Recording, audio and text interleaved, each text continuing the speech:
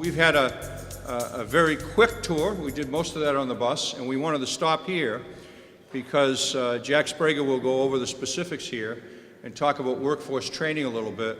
But I wanted to give the mayor the opportunity to welcome the state delegation here today at BCC. So let's give a nice round of applause to our mayor, Mayor Tom Hoy.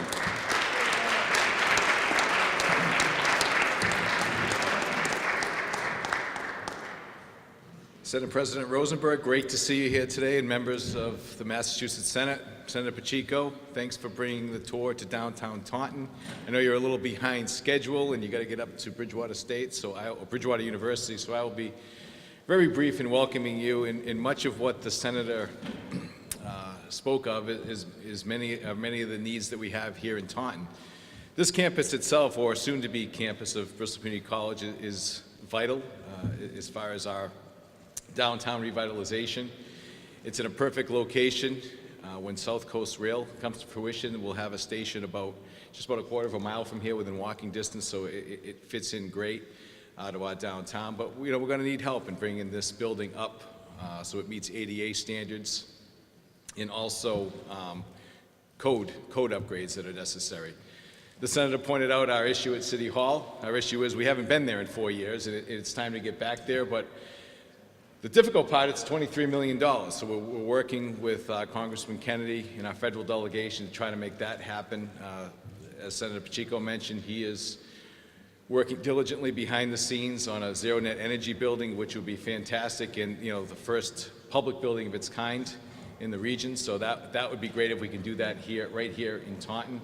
But we're so proud of so many of the things that we've done here in Taunton. Our work around the opiate crisis. I think we were really the first community to speak out and say, hey, we need help. Where are we going with this? Our residents need help. We went through a period in early 2014 where we had 14 deaths within a very short period of time. 1 is too many, 14 is just off the charts. We've dropped that number way down. We've dropped the number of opiate overdoses way down because we had the ability to talk about it. And we spoke out on it. And I think a lot of communities have followed our lead, and I'm proud of that. Back to another point that ties in with the opiate crisis is Taunton State Hospital. We simply need more treatment beds because of the tie-in between the mental health issue and the opiate issue. They all tie in together. So we're at 45 now. We'd love to see that go back up to about 120, where it was just a few short years ago. The campus, it's a sprawling campus. I'm sure many of you got to see it for the first time today. It's huge. It can accommodate that number of folks, and it's necessary, not only for Taunton, but for southern New England. I think the only other beds we have really in the region, I think there's 18 at Corrigan and Fall River, and there's another 10 down in Pocasset, so we could definitely use more beds right here. He also took you through the industrial park, which we're so proud of, the Life Sciences Center, with much of Senator Pacheco's efforts. The Life Sciences Center will be opening soon. We have an entrepreneur startup center that's going to be opening in a few months. Martinetti just signed. It's going to be a 1 million square foot project, bringing 800 jobs with it. Boston Globe is looking to locate here as well. Some great things happening here in Taunton, and we couldn't do it without the partnership of our state and federal delegations. So thank you all so much for taking the time to come here to visit us here in Taunton today. And I know you got to get them fed because they were all over by that snack table, Senator. So you better come in with a big meal for them tonight. So thank you so much, everyone, for coming. Thank you very much. I want to thank the mayor for his outstanding leadership because he's worked very, very closely with the legislative delegation. A lot of the improvements that you see in downtown Taunton actually have come about as a result of some of the state-related, initiatives that we have funded at the state level. He's made use of those state funds and also federal funds to try to leverage, economic development initiatives and try to get small business going again in the downtown area. So thank you very much for your leadership, Mr. Mayor, and I want to thank all of them. I'm not going to mention everybody because we don't have the time, but I want to at least thank collectively all of the municipal leaders that are here. We have city councilors, school committee members, superintendent of the schools, other people that are here because they're so honored that all of you are here to actually see what we really need. And so I'd like to bring up, Jack Sprague, who many of you saw earlier today, and you can see BCC's footprint is everywhere throughout southeastern Massachusetts.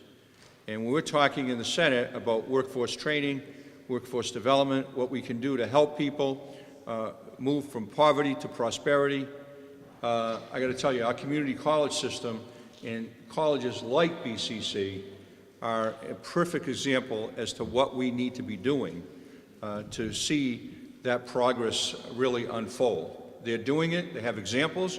I understand they have a couple of real-world examples that they will introduce us to today so we can see in real time what they're doing and how their programs are working. Jack Sprague.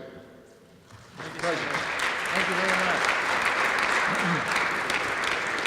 Thank you very much, and welcome to Bristol Community College. We're so glad to have you, honored to have you. I think Senator Rosenberg mentioned earlier that there's something like 25% of the Senate is in this bus or in this room. More than that now, so we're very happy about it. I should mention we have some legislators, retired and active, who teach for us at Bristol, and I tell them, whatever you do, don't tell the students how a bill becomes law really. And so they've been sticking to the script on that. But I thank you very much. A couple of quick things about Bristol Community College. I want to introduce to you, representing our trustees, is our student trustee, Christina Lee. Christina, would you come up, please? Christina Lee.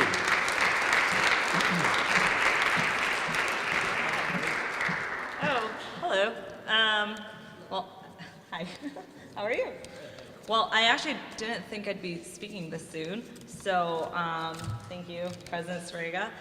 My name is Christina Lee, and I'm currently the student trustee as well as a member on the Student Senate.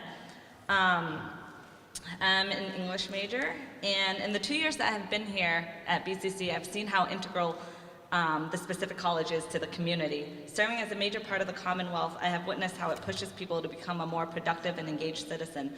The opportunities that are given here help students like me, who's a non-traditional, a single parent, a veteran, be able to balance life and school at the same time. I have a 3-year-old son, and his name is Gabriel. If anyone has had any experiences with any children as tough as an age as 3, then they can understand the difficulties of being able to balance being a full-time student, life, and school. More and more people are enrolling into our institution because we live in an economy where people can't simply just be students. And furthermore, it's tough to figure out what you want to do for the rest of your life. And I actually have a personal story that I'd like to share with you all. Before coming to BCC, I didn't know what I wanted to do with the rest of my life. I'm 24 right now, but at 18 years old, I did not have a clue. And my first semester at BCC, I worked on this honors project that required researching speeches. And I was inspired by a lot of political ones, specifically the Ronald Reagan speech on the Challenger disaster. And what was astounding was how the words were carefully strung together and how it resonated with me. So upon working with many faculties and different students and peers and everything like that, I actually came to learn that it was actually Peggy Noonan who had wrote that speech. And in being part of this honors project and working with so many different people, I got to learn that I actually want to be the next Peggy Noonan. So I essentially found my identity here. And so with that being said, I'd just like to take this opportunity to say that community college is the cheapest investment for higher education, and cutting any sort of educational budget would be hard on this community and be hard for students such as me, who again is a single parent and a veteran and doing so much. So thank you all, and well, I'll be shaking hands with everyone. So thanks. Thank you, Christina. Christina Lee. Just a quick overview. I know you're in a tight timeline. Bristol Community College, 12,500 students. We're the second largest of the 15 community colleges in the state. The third, I think, in New England. And I wanted to drive that home to you. We have campuses in New Bedford and Attleboro and Taunton and, of course, Fall River. We're trying to build this campus in Taunton, and you'll hear more about that in a little bit. But a couple of other things just to make a plea to you about formula funding for the community colleges. Very important. It's vital to Bristol Community College. You probably you're not old enough to remember the Washington Senators were in the American League, and there used to be a statement, Washington first in war, first in peace, and last in the American League. And the reason I used to use that was that we are last of the 15. We are second in size and 15th of the funding per student. So we're last in the American League, and that formula funding is very important to make a difference. It's been in place now for 2 years, and it has made a significant difference. The first year, Bristol received 22% increase. I mean, who gets a raise like that? And in the second year, this year that we're in, we received a 13% increase. And just to show you the historic gap that exists, we've moved up to 14 now. We're 14 out of 15 in money per FTE. So we're at just about $3,000 per FTE. The highest community college is about $7,000, so you can see the difference. So I urge you, please, the formula funding is making a difference, and I hope that you will make that support for all the community colleges from your districts as well. We are, nevertheless, we're only number 8 in terms of, and this is the list I want to be on the bottom of, we're number 8 in terms of the size of our fees that we charge. So I want to be lower on the bottom of that one. So we're last in terms of the money we receive from the state, but we're number 8 in what we charge. We're not trying to pass that price on to the students. I also wanted to point out, I show slides. If you go to Bridgewater for 4 years and you go to Bristol Community College for 2 years and then Bridgewater and get your baccalaureate, you save $7,000. And same for Dartmouth, UMass Dartmouth, the other area in our other university in our area, you save $14,000. Same degree, you get your baccalaureate from UMass Dartmouth. The private school in our region, Wheaton, you save $85,000 by going to Bristol for 2 years and then to Wheaton. So the value of public higher education is absolutely essential. I just want to also point out to you the diversity, a few fast facts. Since I arrived in 2000, the student enrollment has increased 83%, 83%. Our multicultural student enrollment, 311%, 311%. Our multicultural full-time employees, up 166%. Our multicultural full-time faculty, up 240%. So we're trying to serve the best we can, to serve the needs of your constituencies and our constituencies. And we think we're doing a great job. I would not want to bore you with all the awards and honors that we have accumulated as we do our work. And everywhere you've gone, as Senator Pacheco said, everywhere you've gone today, you've seen a BCC footprint. And it makes a significant difference. If I could echo something that was said at the meeting in New Bedford, ROI, the return on investment for strategic investments in education, to me, that's the answer to all the world's ills, believe it or not. One cure, education, education, education. We have twin evils in our region that plague our region, and that is low levels of educational attainment and low levels of literacy. And I really feel that you should, if you could, support those as strongly as possible. Literacy, in particular, the ABE and the ESOL. I want to introduce our Dean, Bernadette Driscoll, who has someone to talk to you about the value. If the ABE is sometimes overlooked and ESOL in workforce development. Where are these people going to go in education? They don't have a place to go. They don't have an opportunity for a better life through education. if they don't come to at least enter in the community college and get started in the adult basic ed programs. Dean Bernie Driscoll. Good afternoon, and thank you everybody for coming. It is my pleasure to have our students here today with you to speak on behalf of their adult education program. Often when you think of a college, you don't think of adult education. We have classes for the people that come in that are illiterate all the way up to a high school equivalency, as well as English for speakers of other languages. So we really service people at all levels. Okay, so first I would like to introduce Carl May, who attends our Taunton Adult Ed program here in the evening.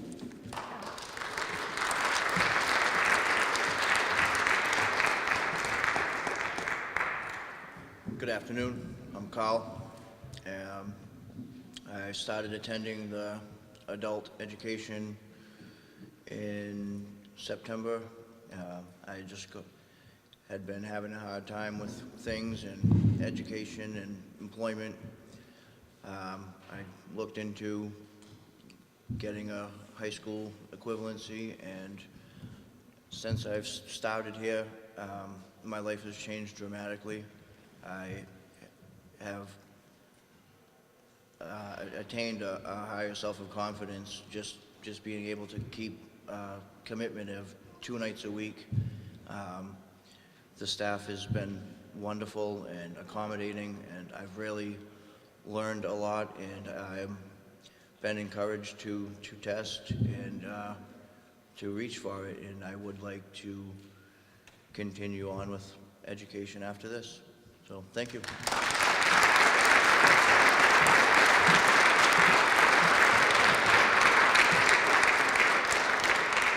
Thank you, Carl. Next we have Connie Goldstein.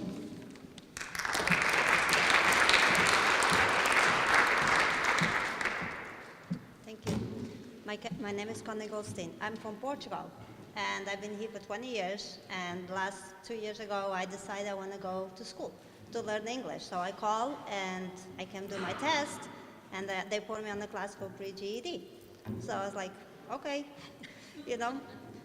So I went, this year I went for my test. I passed 3 already. So and I went for my citizenship. They helped me with that too. And that's it. I'm so nervous.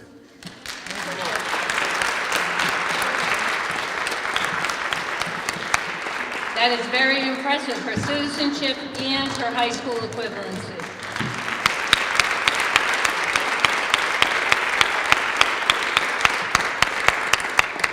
Our last speaker is Jeremy Souza. Jeremy Souza attended the Dislocated Workers Program in Fall River.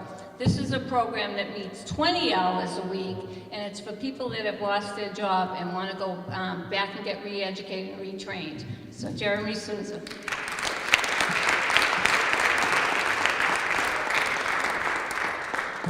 Good afternoon. My name is Jeremy Souza, and I go to the Bristol Community College on Duval Street Workforce Program. Before entering the program, I was out of school for 25 years. So I wanted to better myself, and I wanted to better my education.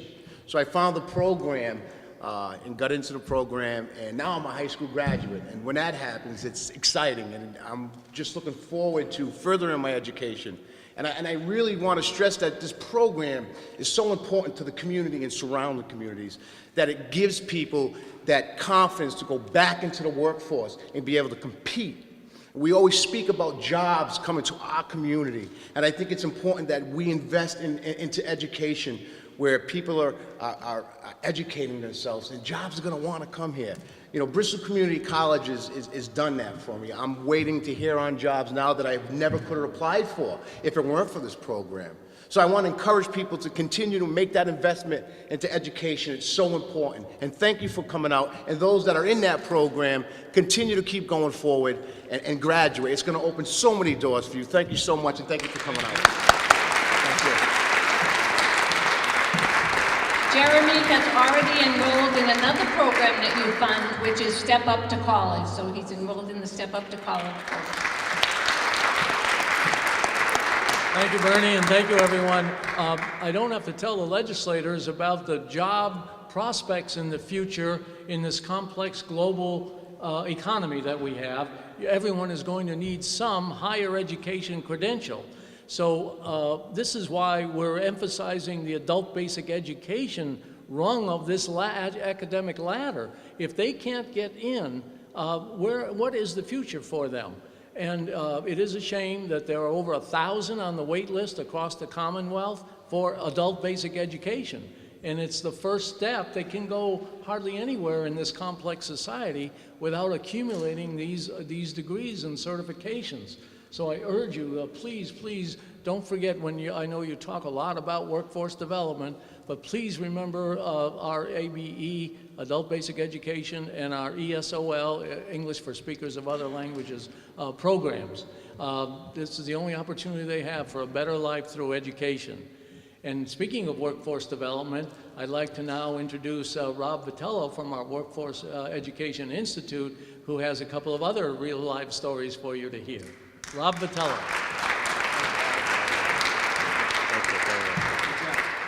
Thanks very much, everybody. I think the other end of the spectrum here is on the workforce development area is the incumbent worker training. And I know a lot of the senators, well, all the senators probably support the Workforce Training Fund program. At Bristol Community College, we've been fortunate enough to have over 11 Workforce Training Fund grants that are helping to improve the operations as well as the potential of the workers in this region. And we're very fortunate to have Lynn Morley here today, who's the Human Resource Director for the company in the Taunton area, Horizon Beverage. So she'd like to come up and just tell you very briefly about what they've been able to accomplish. They're in the second year of their grant, and appreciate it very much, Lynn. Thanks so much.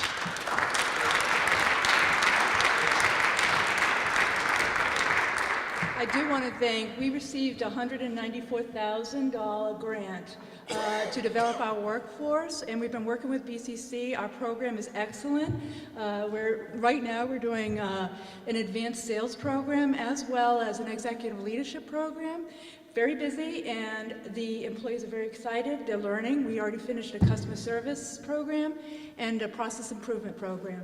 And we've started groups that now they're actually utilizing that training. So it's wonderful, and I want to thank you. Thank you.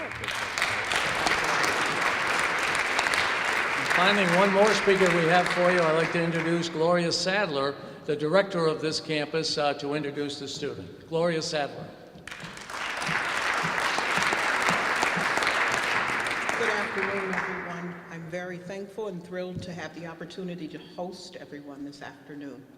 At this time, I would like to bring up one of our students. He is a degreed student. He is in the Business Entrepreneurship program. He is also a veteran. He is Scott Randolph.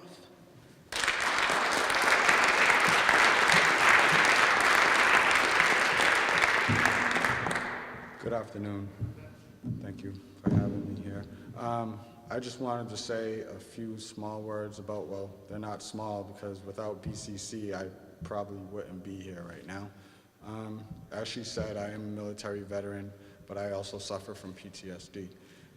Having a school like this right here in the community where I live in, it would be easy. Some people might think it would be easy to go to Fall River or go to Attleboro, but I have 3 children. And coping with my PTSD and coping with my family life does not enable me to be able to travel to Fall River, Attleboro, New Bedford. Having the school right here in Taunton gives me that crucial time that I need to be able to focus on my studies without having to drive that extra mileage.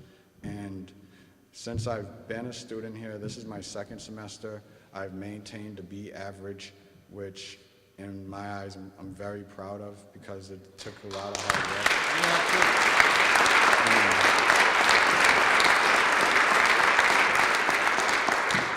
I can honestly say, like, this is a school that cares about its students. If you have a problem, there's not one person on Ms. Sadler's staff that you can't go to and say, hey, I'm having an issue with this, or I'm having an issue with that. And before you leave that office, they're either working on the solution or they're taking down your number and they're saying, I'm going to get in touch with somebody. I'm going to get whatever you need. I'm going to help you, you know, and that's what we need in this community, and that's what we need in all of these communities where BCC is. BCC is in the worst impoverished areas around southeastern Massachusetts. And within 10 years, like, I have a belief that within the next 10 years, if you go back and you look at these communities and the demographics of how BCC and whose lives that it's changed, I can pretty much guarantee that it's going to have had an overwhelming success in those communities. I just want to say thank you. Thank you very much. These are all moving stories. We have hundreds of them for you, not today, but they all exist, as you know. I did want to just quickly mention to you the situation here in Taunton. Last year, and for a few years before that, we had a crazy situation where we were offering credit day classes in one school and credit evening classes at another school, thanks to the superintendent who made it available for us. We had ABE and ESOL courses scattered in 3 different locations across the town. So it was just you know, very difficult to recruit and to get the population up, and you've heard the need that exists in Taunton. So this came as a deliverance. This is the former Taunton Catholic Middle School. It became available in June. We moved in. By August, we had more than 200 students, and we now have close to 400 students at this location. However, and by the way, when we moved in, we had to take all the crucifixes off the wall and put them in a box. I'm not throwing them away, so if anybody wants them, you can have them. We have a high purchase price for this building from the diocese. In addition to that, we have a 3 times that price for remediation of this building with fire suppression, elevators, and heat and ventilation problems. So we need your help. We need your help to remain in Taunton. You've heard the value that Taunton has. Senator Pacheco and the legislators from the region are doing all they can, and I'm very grateful to them. And speaking of Senator Pacheco, I want to bring him back up and express our gratitude for all that he has done to make sure, A, that we have a presence in Taunton and that it's flourishing and serving the community the way it's supposed to. Senator Pacheco.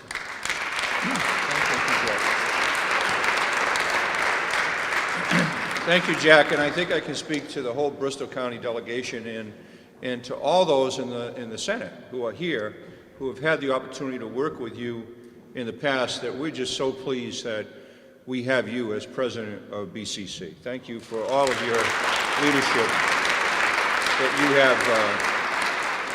that you have provided to Bristol Community College, and it's evident the outcome is the success of students, which will be, as the last student speaker said, the success and the future of our community.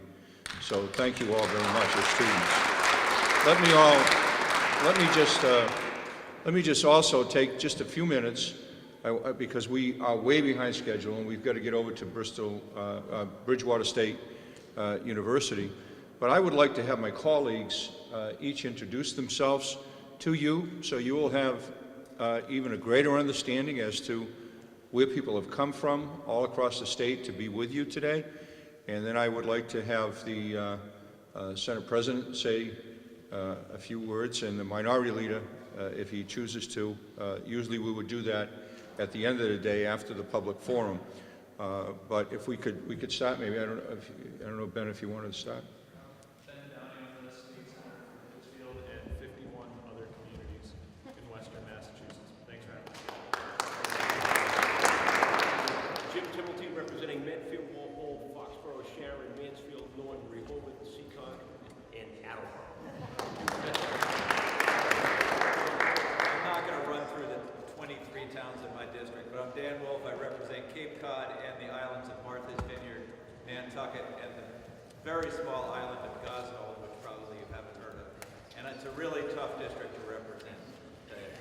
Come visit us sometime.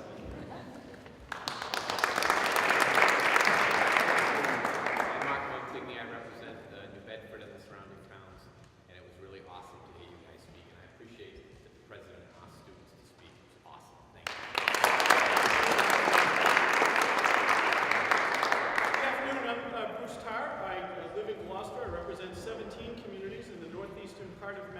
Massachusetts, and I am the Minority Leader of the Senate. And thank you so much for having us this afternoon.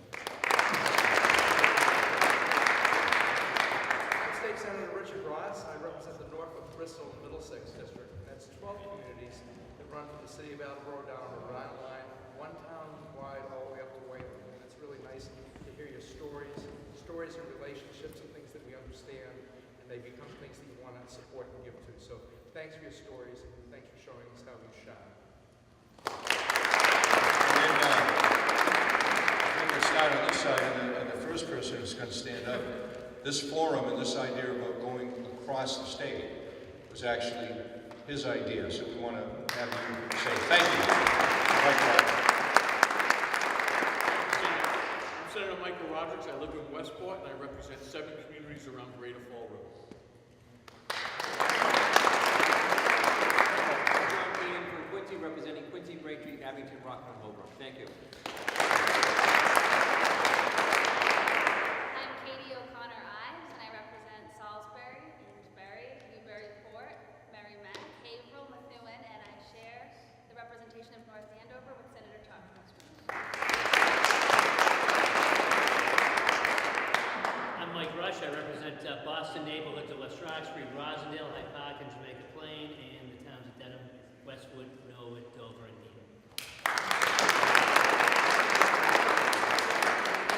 I'm Mike Barrett. I'm from the historic towns of Lexington and Concord and 7 additional communities, and I'm delighted you've come out to join us today. Thank you.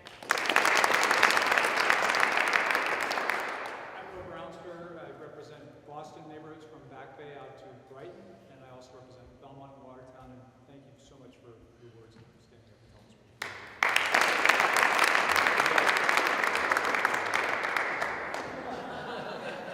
You don't have to introduce yourself.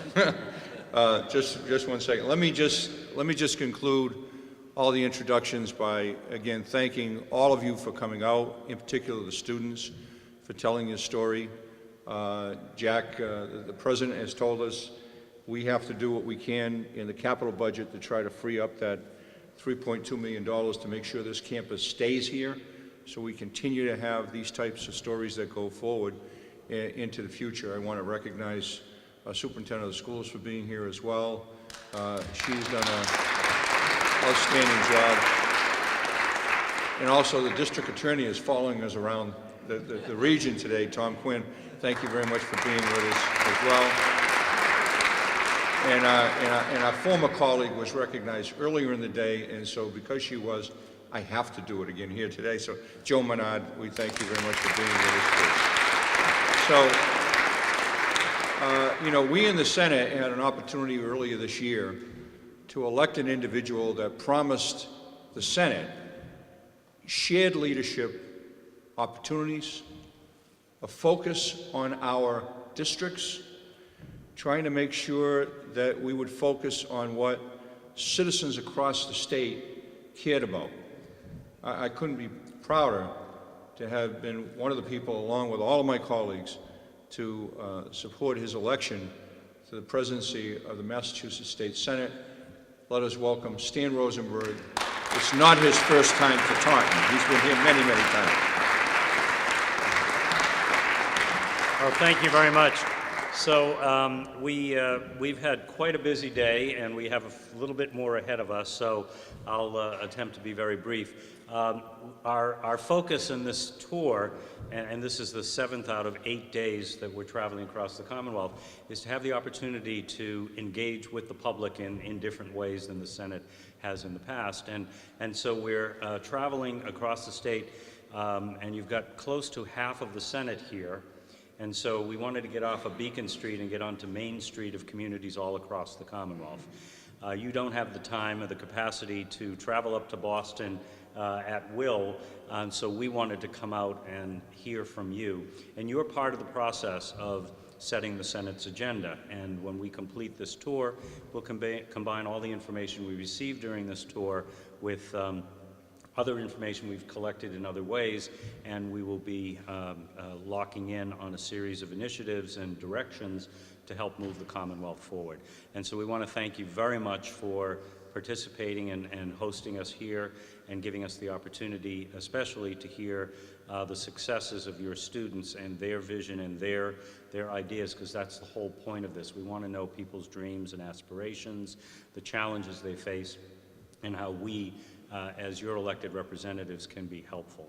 And so this is your government, and this is your government coming to you and giving you the opportunity to speak with us. And so we've learned a tremendous amount in this region. You should be very proud of the delegation that you have.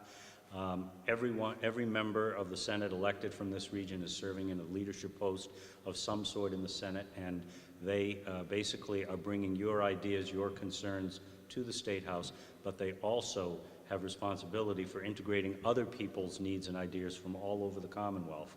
And through this tour and through their leadership, we'll have a very robust agenda moving forward to try to help provide opportunity and shared prosperity with people all across the Commonwealth as a result of our engaging with you. So thank you so much, and we've heard your messages, and we'll do our very best in challenging times to help achieve the things with you that you want for yourselves, for your families, for your businesses, for your communities. So thank you very much. Thank you very much, Mr. President. And one of the things that Senate President Rosenberg has done, as evidenced by some of the people that are on the tour today, we've been trying to work in a very bipartisan way on a whole range of issues as well. And there couldn't be a better person to work with in the Senate from the other side of the aisle than the Minority Leader Bruce Tarr, who's with us today. Bruce.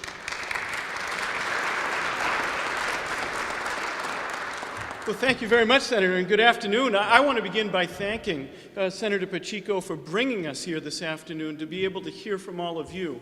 And I want to also thank the legislative delegation that, as we've learned throughout this part of the tour, is doing so much in this region. And really, it boils down to two things as far as I'm concerned. Number one, we wanted to show you something when we came out of the State House. We wanted to show you that we are a group of caring, committed individuals that reaches across party line, may have different perspectives, but chooses to work together in a way that we think folks in Washington could take a lesson from.